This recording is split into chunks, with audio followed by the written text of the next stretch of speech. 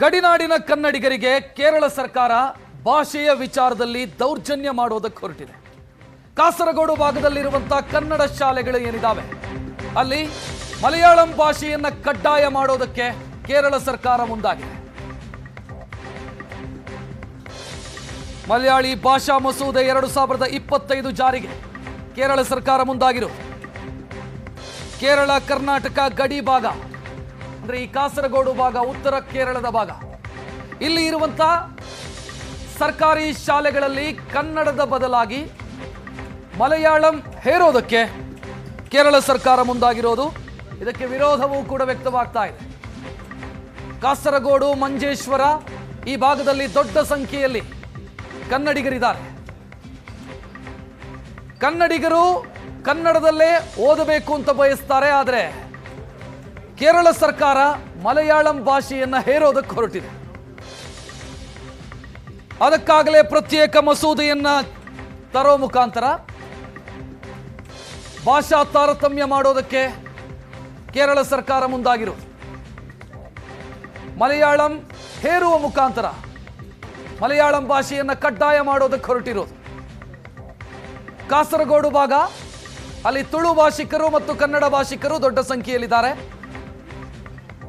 ಇವರು ಸಹಜವಾಗಿ ಆಯ್ಕೆ ಮಾಡೋದು ಕನ್ನಡ ಭಾಷೆಯನ್ನು, ಕನ್ನಡವನ್ನ ಮೊದಲ ಭಾಷೆಯಾಗಿ ಆಯ್ಕೆ ಮಾಡಿಕೊಳ್ಳೋದು ಈ ಕನ್ನಡ ಮತ್ತು ತುಳು ಭಾಷಿಕರು. ಆದರೆ ಈಗ ಮಲಯಾಳಂವನ್ನೇ ಆಯ್ಕೆ ಮಾಡಿಕೊಳ್ಳಬೇಕು ಅಂತ ಮಲಯಾಳಂ ಭಾಷೆಯನ್ನ ಹೇರೋದಕ್ಕೆ ಹೊರಟಿರೋದು.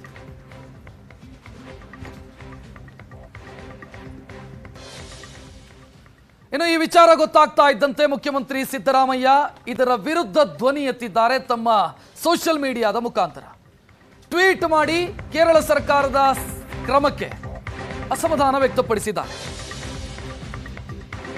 ಸಂವಿಧಾನ ನೀಡಿರುವಂತಹ ಭಾಷಾ ಹಕ್ಕಿನ ಉಲ್ಲಂಘನೆ ಇದು ಅಂತ ಮುಖ್ಯಮಂತ್ರಿ ಸಿದ್ದರಾಮಯ್ಯ ಟ್ವೀಟ್ ಮಾಡಿದ್ದಾರೆ.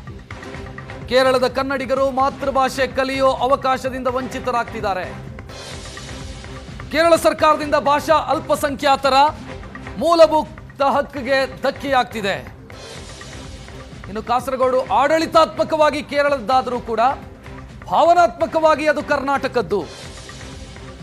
ಅಲ್ಲಿನ ಭಾಷಾ ಅಲ್ಪಸಂಖ್ಯಾತರ ಹಕ್ಕು ಉಲ್ಲಂಘನೆಯಾಗೋದಕ್ಕೆ ನಾವು ಬಿಡಲ್ಲ ಅಂತ ಮುಖ್ಯಮಂತ್ರಿ ಸಿದ್ದರಾಮಯ್ಯ ಟ್ವೀಟ್ ಮಾಡಿರೋದು.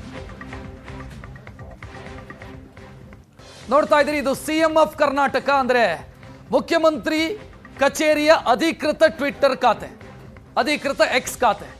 ಅದರಲ್ಲಿ ಮಾಡಲಾಗಿರುವಂಥ ಟ್ವೀಟ್ ಅನ್ನ ನೀವು ನೋಡ್ತಾ ಇದ್ದೀರಿ, ಪೋಸ್ಟ್ ಅನ್ನ ನೀವು ಗಮನಿಸ್ತಾ ಇದ್ದೀರಿ. ಆ ಪೋಸ್ಟ್ನ ಒಟ್ಟು ತಾತ್ಪರ್ಯ, ಸಾರಾಂಶ ಇರೋದು ಭಾಷಾ ಅಲ್ಪಸಂಖ್ಯಾತರ ಹಕ್ಕು ಉಲ್ಲಂಘನೆಯಾಗೋದಕ್ಕೆ ಬಿಡಲ್ಲ ಅನ್ನೋದು. ಮತ್ತು ಕಾಸರಗೋಡು ಭಾಗ ಅದು ಆಡಳಿತಾತ್ಮಕವಾಗಿ ಕೇರಳಕ್ಕೆ ಸೇರುತ್ತೆ, ಆದರೆ ಭಾವನಾತ್ಮಕವಾಗಿ ಅದು ಕರ್ನಾಟಕದ್ದು.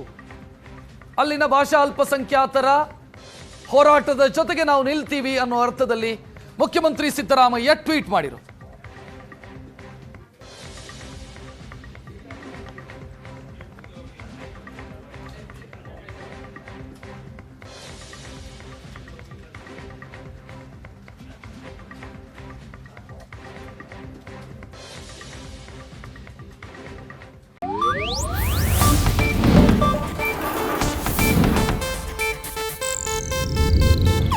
ಇದು ಏಷ್ಯಾನೆಟ್ ನ್ಯೂಸ್ ನೆಟ್ವರ್ಕ್ ಪ್ರಸ್ತುತಿ.